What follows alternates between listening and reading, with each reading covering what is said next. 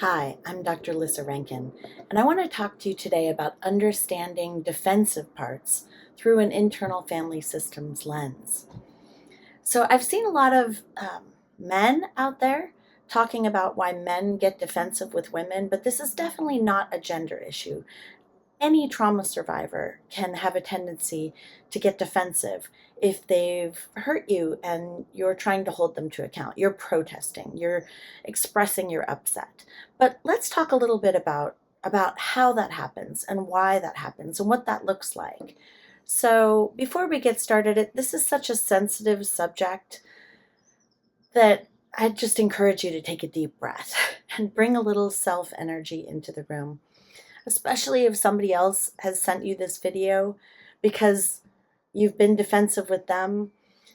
See if you can relax those defenses for just a little bit and try to bring some compassion to your own defensive parts so that you can open your heart and have more empathy if you've hurt somebody else and they're trying to express what's upsetting to them. So, first, just remember that defensiveness is one of the four horsemen of the apocalypse from John and Julie Gottman's work in the Love Lab in Chicago, where they've researched couples and tried to predict, the successful couples and the ones that will lead to divorce. And defensiveness is definitely one of those things that will destroy a relationship. So, what are they? What are the different types of defensive parts? When I was in medical school and we're doing our psychiatry rotations and such, we learn about sort of mature and immature defenses. So, first of all, we all have defenses. We all have ways that we try to avoid feeling uncomfortable feelings. We're all guilty of being defensive in one way or another. But the immature defenses are the ones that we tend to associate with more narcissistic personalities, more personality disordered kinds of parts. And they tend to arise in moments of emotional overwhelm, like when our nervous systems are on fire and we associate vulnerability with danger. We may feel, strong when people are happy with us, but we feel vulnerable when somebody is upset with us.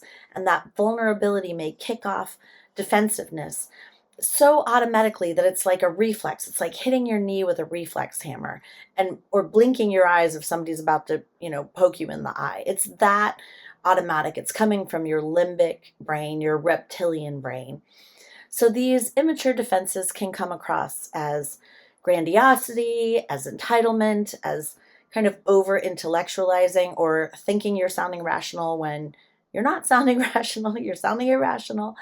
A lack of empathy, a cold detachment on the surface. Those are the protectors that are kind of outward facing, but underneath them, usually there's a terrified inner child who once learned that love was conditional, that mistakes were unacceptable and might even lead to violence, and that authenticity might cost too much, that honesty, being honest or holding yourself to account or confessing to something that you've done wrong and admitting maybe that you've hurt somebody.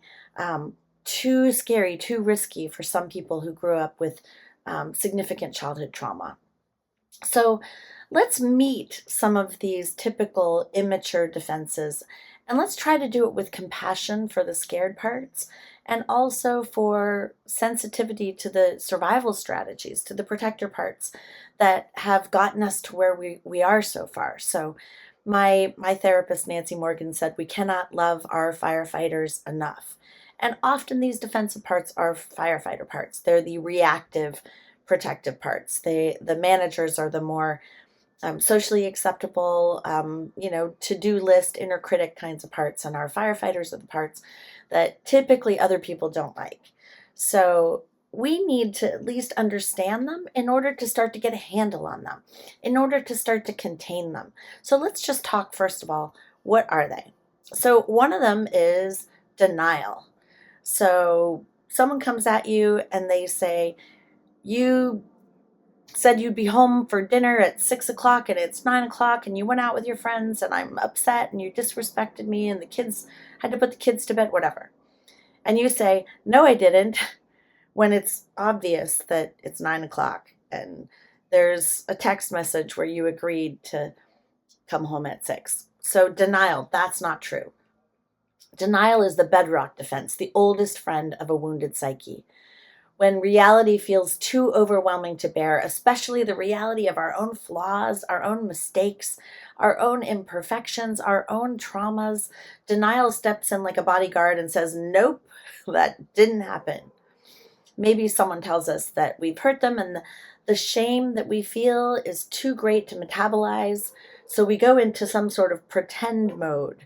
And this is like a delusional part that starts living in an alternate reality where we convince ourselves that the thing that we're getting accused of didn't actually just happen now, or didn't happen at all. Now, this is not the same as when someone else is projecting onto you. We're going to talk about that later. And they're actually falsely accusing you and they have no evidence and you're denying that you've done it because you actually didn't do it. I'm talking about when you have done it and maybe there's even evidence that you've done it and you're still denying it. We see this all the time when, narcissistic individuals are, the finger is pointed at them for a Me Too violation. They're going to court and they're pleading not guilty, even when maybe there's evidence and lots of people know that they are guilty. So denial is really common. So minimization is the next one. This is where you say, well, it wasn't that bad. It's like denial's quieter cousin. Instead of outright rejecting reality, which feels like gaslighting to the person that you're denying reality to, we shrink reality to try to make it less threatening. Like, sure, I yelled at my kid, but it's not like I hit them. Yeah, I cheated, but only emotionally. Like, sure, I was neglected, but other kids had it way worse. We tamp it down. So to the other person, that feels really invalidating because to them, it's a big deal. So it can sound, noble, like we're trying to keep perspective, we're trying to be resilient, but often it's a way to avoid the grief and guilt and anger that would arise if we fully acknowledge the impact of our actions or the actions of what was done to us. So the next one is rationalization. So this is where you bring in all of your excuses. And maybe you even believe your excuses, like, I had a good reason. It's the art of explaining away discomfort with intellectualizing logic. So it makes us feel smart, it makes us feel in control, it makes us feel above those uncomfortable emotions. Like, I ghosted her because I have a right to my boundaries. I yelled at him because he wasn't listening and I'm allowed to have my feelings. I didn't betray her, I just followed my truth. It wasn't an affair, she was my twin flame, and all bets are off when you've met your twin flame. So notice all the ways that we're rationalizing. We've done something we kind of know is wrong, but we're rationalizing it to try to avoid accountability. So the next one, and this is a really big one, and it's a really common one with people very high on the narcissism spectrum, which is projection. So projection is really painful to be on the other side of, because that's when you might be protesting some behavior that's really painful and intolerable to you, and you're expressing your upset. And instead of validating you, expressing empathy, owning up to what they're doing, and expressing a desire to change the behavior, this is where the blame shifting happens. This is, if you've ever heard in the narcissism world, Darvo, which Jennifer Freyd coined the term Darvo: deny, attack, reverse, victim, and offender. So deny is one of the defenses. Righteous indignation, attack, and projection causes us to blame shift. So that's where you wind up getting accused of the very thing that has been done to you. So they are projecting their own shadow onto you, and they have what neurologists call anosognosia. They can't see it. They can't see. It's anosognosia is not knowing what you don't know. Like, they can't see that they're actually the one who is acting out that shadow. So they have to project it onto you.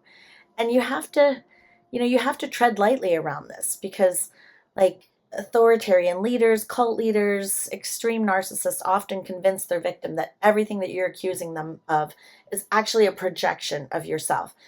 And we all do that. We all can do that. We can get hypersensitive and really easily activated by somebody else who has the same shadow that we have.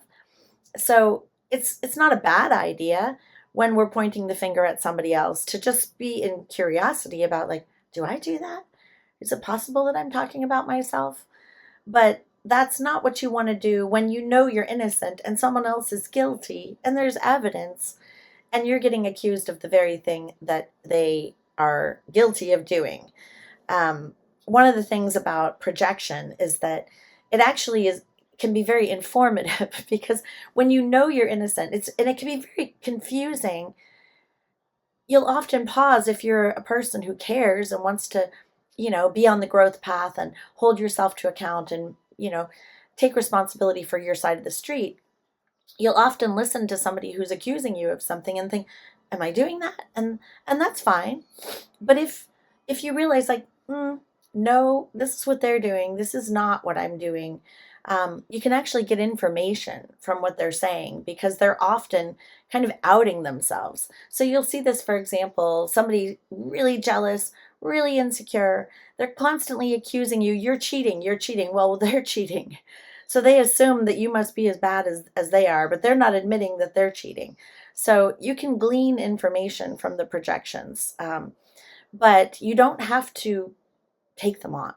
So understanding projection is really important because otherwise it can be absolutely crazy making when you know that you haven't done it. So then another immature defense is displacement. This is where, like, it's not safe to express our anger, for example, at somebody who's maybe in a one-up position, like your boss. So instead, you'll snap and you'll yell at the kid or you kick the dog. This happens when we transfer emotional responses from a threatening or unavailable source to a safer substitute, somebody that maybe we have more control over, somebody who might be, further down on the hierarchy scale at the job or in the family. It's where we put our emotions one down on somebody who is maybe not our equal. Excuse me. So that can also feel like, when we're displacing painful things that other people have done to us, and now we're putting it on somebody else. So this can also look like false accusations, where you're actually getting accused. Maybe it's not what that person has done, that would be projection, but you're getting accused of doing something that someone else has done to them, and they're displacing their outrage at, their mother or their boss, and they're now putting it on you, and it can be extremely confusing. So another immature defense is idealization and then devaluation. So it's kind of all or nothing thinking. It's like you're perfect and then you make one mistake and now you're absolute worthless garbage. So these kind of immature defenses tend to toggle between extremes, putting people on pedestals and then tearing them down. It's a psychological process called splitting, which protects us from the complexity of human ambivalence. It's an all or nothing trauma symptom that shows up as being you're all in or one strike and you're out. And you probably know those kind of people, or maybe you are one of those people where you just can't tolerate imperfection in other people. And when they do their inevitable thing, because we're all human, we're all going to make mistakes. And when they make their mistake, you're like, that's it, they're out.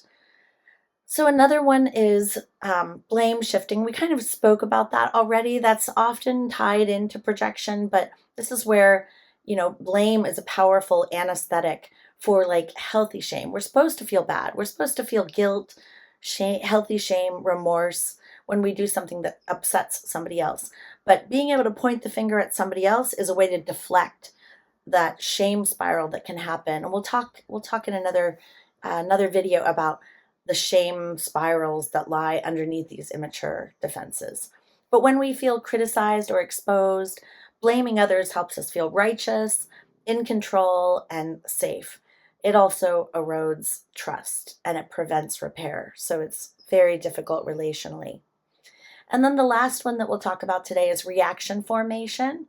This is like, I don't hate them, I love them.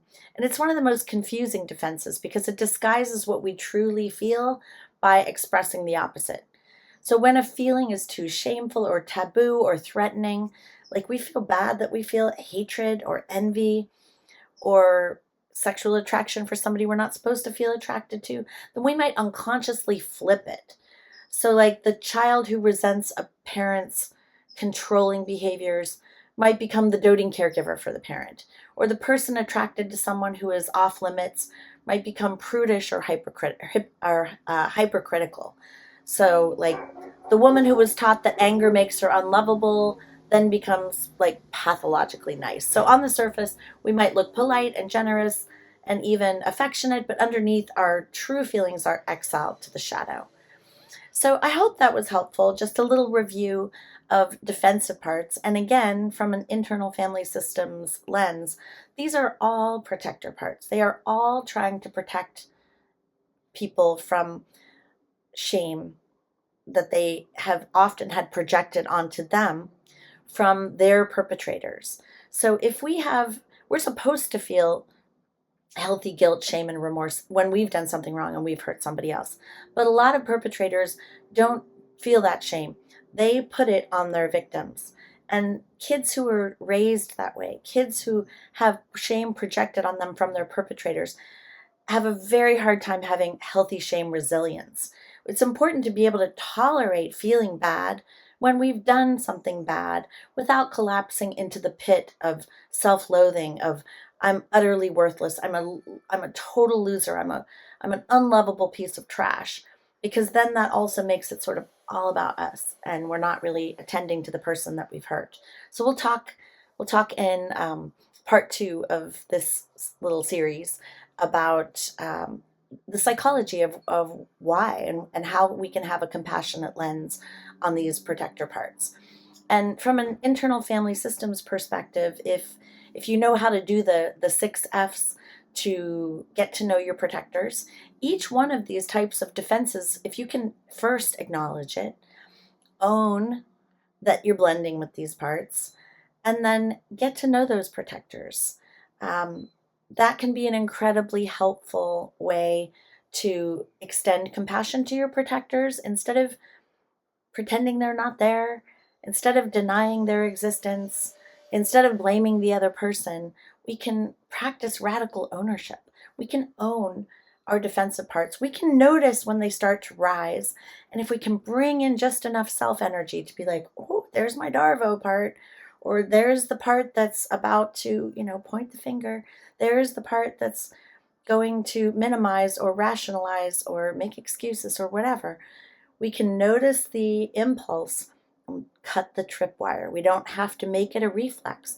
We can actually, self is in the pause. We can pause, notice the impulse, and practice containment. And self can have a little bit of leadership. This is much easier once we've done the unburdening of the exiles to tend to the parts that carry projected shame underneath, to tend to the parts that weren't allowed to make mistakes, that were maybe beaten or severely criticized or unfairly punished if they were anything less than perfect. So we can bring that self-energy, we can bring that self-compassion, and that can help us to be able to practice radical ownership rather than getting defensive. So I hope that was helpful. If it was, please subscribe to my YouTube channel and share this with anybody that you think might benefit from it. And if you want to go deeper, I invite you to join us for Love School, which is an internal family systems community of practice for relational recovery. And we cover topics like this and do active practice. And you're welcome to come single or as part of a couple or part of a family. So it's been a pleasure being here with you. Please leave comments and let me know how this landed on you.